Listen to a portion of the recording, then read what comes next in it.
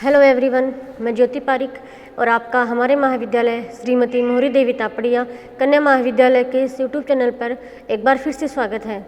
आज के वीडियो में हम अपने बीए फर्स्ट ईयर के राजस्थान के भूगोल के अंतर्गत हम अपवाह तंत्र के बारे में पढ़ रहे थे और कल के वीडियो में हमने जो अरब सागर की जो नदियाँ हैं उनके बारे में हमने पढ़ लिया था और आज के वीडियो में हम जो बंगाल की खाड़ी की जो गिरने वाली जो नदियाँ हैं उनके बारे में पढ़ने जा रहे हैं। बंगाल की खाड़ी में गिरने वाली नदियाँ,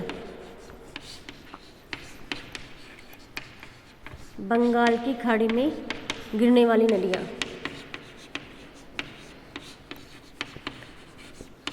तो देखिए, बंगाल की खाड़ी में गिरने वाली जो नदियाँ हैं उनमें सबसे बड़ी जो नदी है राजस्थान की वो है चंबल नदी। तो हम सबसे पहले चंबल नदी के बारे में देखते हैं। देखिए, चंबल नदी का जो उद्गम स्थान है, हम इसके उद्गम स्थान के बारे में देखें तो यह जो नदी है वो मध्य प्रदेश से निकलती है। मध्य प्रदेश में महू के निकट जानापावा की पहाड़ियाँ से, महू के निकट जानापावा की पहाड़ियों से यह चंबल नदी है वो निकलती है। कहाँ से? मध्य प्रदेश से। ये जानापावा की जो पहाड़ी है वो मध्य प्रदेश में है और इस नदी का जो उद्गम स्थान है वो मध्य प्रदेश से ही है। मध्य प्रदेश में जानापावा की जो पहाड़ियाँ हैं, जानापावा की पहाड़ियों से ये नदी निकलती है, ठीक है। और ये मध्य प्रदेश में बहती हुई और फिर राजस्थान में यह नदी प्रवेश करती है चित्तौड़गढ़ में 84गढ़ के निकट। चित्तौड़गढ़ में एक स्थान है 84गढ़।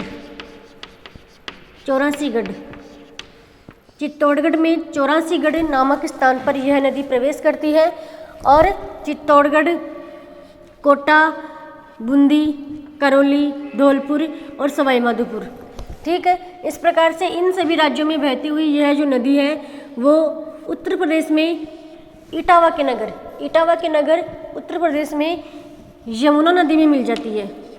यमुना नदी में कहाँ जाकर मिलती है?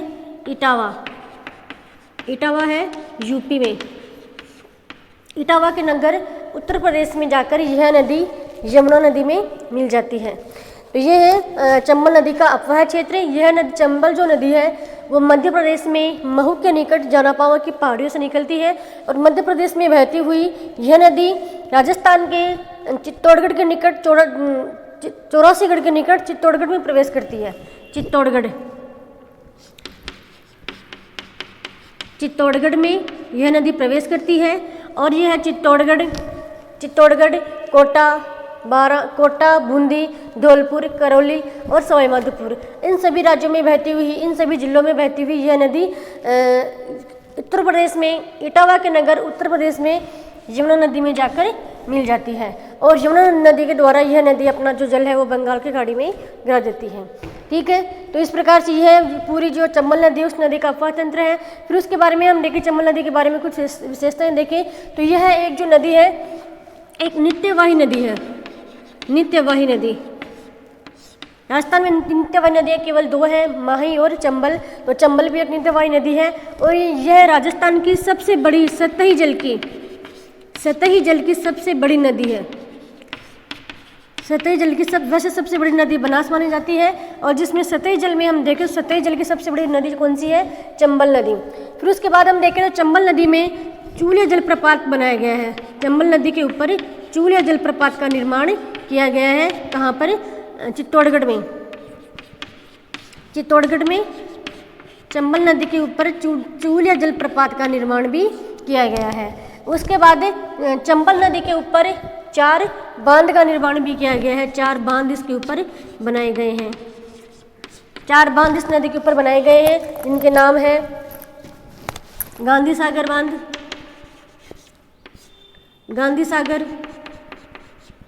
जवाहर सागर, राणा प्रताप सागर और कोटा बेराज। ये 4 बांध इस नदी के ऊपर बनाए गए हैं। गांधी सागर जो बांध है वो है मध्य प्रदेश में, एमपी में। गांधी सागर बांध बनाया गया है मध्य प्रदेश में। जवाहर सागर है बूंदी में। जवाहर सागर जो बांध है वो बूंदी में है और जो राणा प्रताप सागर बांध है वो है चित्तौड़गढ़ में।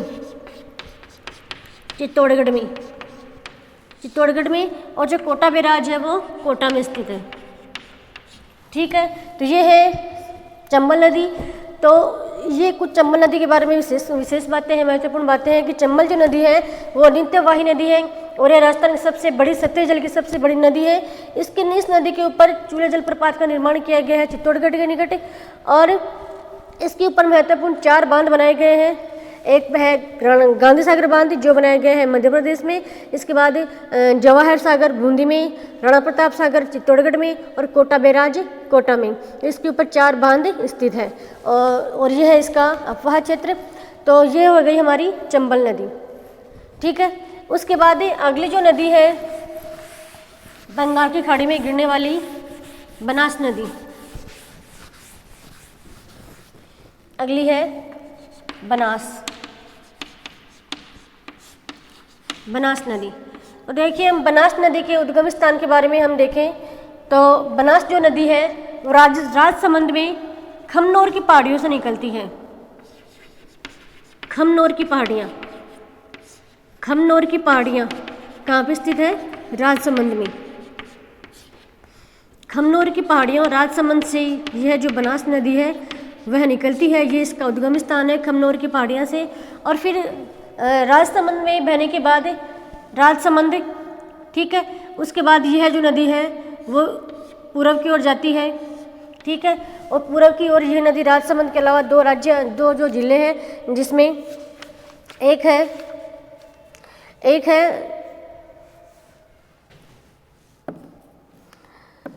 राजसमंद और उदयपुर में बहती है यह नदी।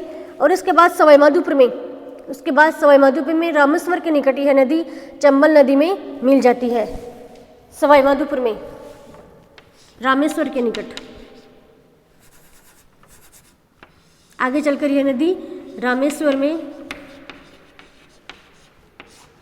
सवाई माधोपुर में मिल जाती है। चंबल नदी में मिल जाती है। चंबल नदी में यहाँ पर इस स्थान पर यह जो चंबल नदी है, इस चंबल नदी में यह जो बनास नदी है वो खमनोर की पहाड़ियों से निकल रही है। खमनोर की पहाड़ियों से निकलने के बाद जो खमनोर की पहाड़ियाँ हैं वो कुंभलगढ़ में स्थित है। कुंभलगढ़ के निकट खमनोर की पहाड़ियों से निकलकर और फिर सवाई माधोपुर में यह जो नदी है रामेश्वर के निकट सवाई माधोपुर में यह नदी चंबल नदी में मिल जाती है। तो ये चंबल नदी की एक सबसे बड़ी सहायक नदी मानी जाती है। फिर उसके बाद हम देखें तो इस टोंक जिले में इस नदी के ऊपर बीसलपुर बांध बनाया गया है। बीसलपुर बांध बनाया गया है टोंक में।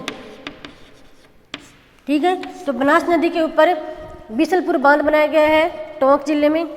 ठीक है, उसके बाद हम देखें इसकी जो सहायक नदी है उनके बारे में हम देखें तो इसकी जो महत्वपूर्ण सहायक नदियाँ हैं कोठारी, खारी, बेड़च। इसकी सहायक नदियाँ हैं कोठारी,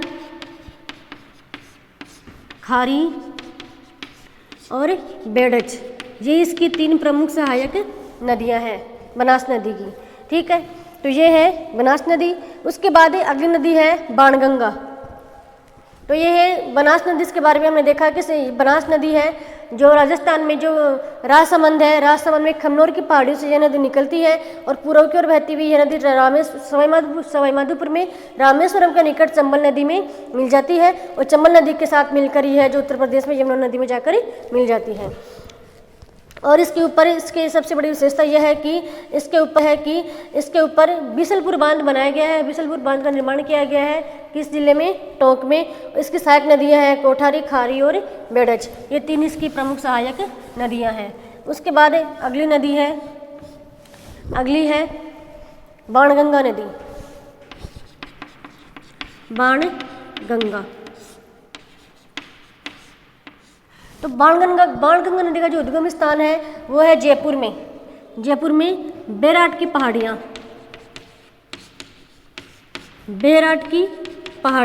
जयपुर। बाणगंगा जो नदी है वो जयपुर की जो बैराट की पहाड़ियाँ हैं वहाँ से निकलती है और जयपुर में बहने के बाद यह जो नदी है वो दौसा और सवाई माधोपुर में बहती है। और फिर दौसा और सवाई माधोपुर में दौसा और दौसा और भरतपुर में बहती हुई यह जो नदी है फिर आगे जाकर उत्तर प्रदेश में आगरा जिले के फतेहाबाद में चंबल नदी में मिल जाती है। जयपुर, दौसा और भरतपुर, दौसा और भरतपुर इन जिलों में बहती हुई यह नदी आगरा जिले में फतेहाबाद के निकट यह नदी यमुना नदी में मिल जाती है। ठीक है, इस प्रकार से ये भी एक यमुना नदी की सहायक नदी है, बैराट नदी। इसका उद्गम स्थान है जयपुर की बैराट की पहाड़ियाँ। बैराट की पहाड़ियों के बाद जयपुर में बहने के बाद यह नदी दौसा, भरतपुर और में बहती हुई और फतेहाबाद में, आगरा में फतेहाबाद के निकट यह यमुना नदी में मिल जाती है। उसके बाद अगली नदी है गंभीरी नदी। अगली है गंभीरी नदी। गंभीरी नदी, और जो गंभीरी जो नदी है वो करौली जिले से निकलती है और करौली और भरतपुर में बहने के बाद यह उत्तर प्रदेश में यमुना नदी में मिल जाती है। तो गंभीरी नदी का उद्गम स्थान है करौली।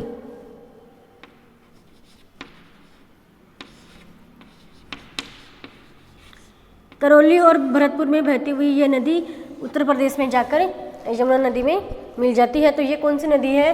गंभीरी नदी। गंभीरी, ठीक है, गंभीरी नदी है जिसका उद्गम स्थान कहाँ पे है? करौली में। और करौली से निकलकर यह नदी करौली और भरतपुर में बहती हुई उत्तर प्रदेश में जाकर यह नदी यमुना नदी में मिल जाती है। और इसमें करौली में 5 नाव बांध बनाया गया है इस नदी के ऊपर। और इसकी जो नदियाँ हैं, इसकी जो सहायक नदियाँ हैं वो है पांचना, सेसा और पार्वती। पांचना, सेसा और पार्वती, ये 3 इसकी महत्वपूर्ण सहायक नदियाँ हैं गंभीरी नदी की। उसके बाद अगली है आंतरिक प्रवाह की नदियाँ। ये हो गई बंगाल की खाड़ी की नदियाँ। तो हम इसके बारे में हमने पढ़ा, 4 महत्वपूर्ण नदियों के बारे में पढ़ा बंगाली खाड़ी की नदियों में। तो पहली है चंबल। ये है चंबल जो मध्य प्रदेश से निकल रही है, ठीक है। उसके बाद ये है बनास जो राजसमंद की खमनोर की पहाड़ियों से निकल रही है, चंबल, बनास। उसके बाद ये है जो बाणगंगा जो निकल रही है बैराट की पहाड़ियों जयपुर से, ठीक है, बाणगंगा। और ये है गंभीरी नदी, ठीक है। 1, 2, 3 और ये 4 नदियाँ हो गई बंगाल की खाड़ी में गिरने वाली नदियों में। उसके बाद अगली नदी है आंतरिक प्रवाह की नदियाँ।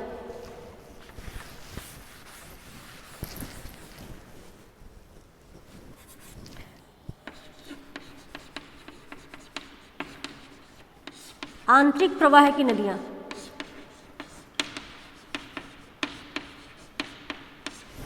तो आंतरिक प्रवाह की नदियों के बारे में हमने देखा कि वे नदियाँ जो अपना जल ना तो अरब सागर में ले जाकर गिराती है और ना ही बंगाली खाड़ी में गिराती है, और उनका जल है वो वहीं समाप्त मतलब अपने स्थान पर वह थोड़ा कुछ दूर बहने के बाद वहीं पे वो लुप्त हो जाती है।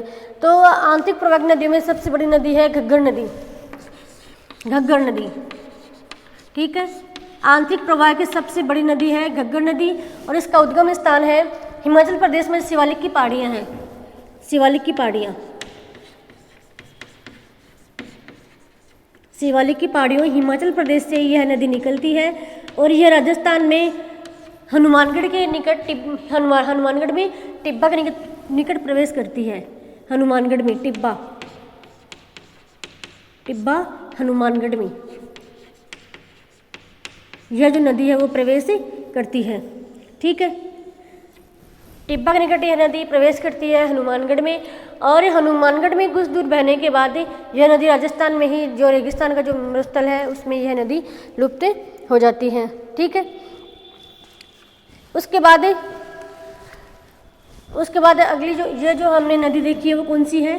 घग्गर नदी, ठीक है, जो यहीं पे लुप्त हो जाती है रेगिस्तानी क्षेत्र में, और यह आंतरिक प्रवाह की सबसे बड़ी नदी मानी जाती है। उसके बाद अगली नदी है कांतली नदी।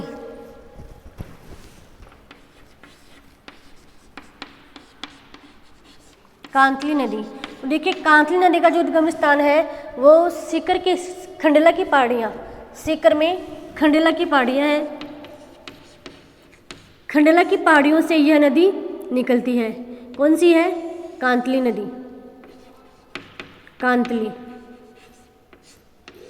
ठीक है, कांतली जो नदी है वो सीकर में खंडेला की पहाड़ियों से निकलती है, सीकर और झुंझुनू में बहती है, और सीकर, चूरू और झुंझुनू में यह नदी बहती है, और झुंझुनू में यह जो नदी है, और यह जो नदी है वो चूरू के सीमा पर जाकर, चूरू की सीमा पर जाकर ये नदी लुप्त हो जाती है। और इसी नदी के किनारे है जो गणेश्वर सभ्यता का विकास भी हुआ है, जो गणेश्वर सभ्यता है, गणेश्वर सभ्यता। इस सभ्यता का जो विकास है वो किस नदी के किनारे पे हुआ है? कांतली नदी के किनारे पर गणेश्वर सभ्यता का विकास हुआ है। ठीक है, उसके बाद हम देखें तो जो यह नदी का जो अपवाह क्षेत्र है, कांतली नदी का जो अपवाह क्षेत्र है उसको तौरावटी के नाम से जाना जाता है। सीकर, चूरू और झुंझुनू में यह नदी प्रवाहित होती है, तो इसके अपवाह क्षेत्र को तौरावटी के नाम से जाना जाता है। ठीक है, और इस नदी के किनारे ही गणेश्वर जो सभ्यता है उसका विकास हुआ है। अगली है कांकनी नदी, अगली है कांकनी नदी, कांकनी नदी। देखिए कांकनी नदी के उद्गम क्षेत्र के बारे में हम देखें तो जो कांकनी नदी है उसका उद्गम होता है जैसलमेर से, जैसलमेर से।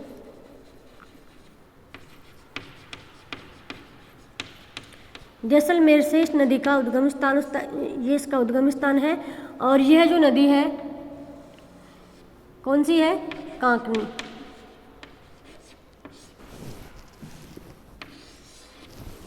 कांकनी नदी है जिसका उद्गम स्थान है जैसलमेर में। जैसलमेर में कोठारी गांव, जैसलमेर में कोठारी गांव से यह नदी बहती है, और जैसलमेर में ही कुछ दूरी पर बहने के बाद यह वहीं पर रेगिस्तान में ही लुप्त हो जाती है। इसको स्थानीय भाषा में मसूदरी के नाम से भी जाना जाता है। मसूदरी, स्थानीय भाषा में इस नदी को मसूदरी नाम से भी जाना जाता है। ठीक है, तो यह है कांकनी नदी। और कांकनी नदी भी एक अंतर प्रवाह क्षेत्र की नदी है, और इसका उद्गम जो स्थान है वो है जैसलमेर के कोठारी गांव से, और जैसलमेर में ही कुछ दूर तक बहने के बाद ये वहीं पे लुप्त हो जाती है। उसके बाद है साबी नदी, साबी नदी। तो साबी नदी का जो उद्गम स्थान है वो सीकर और जयपुर के पास जो सेवर की पहाड़ियाँ हैं, सेवर की पहाड़ियाँ, सेवर की पहाड़ियों से। ठीक है, कौन सी नदी है? साबी नदी।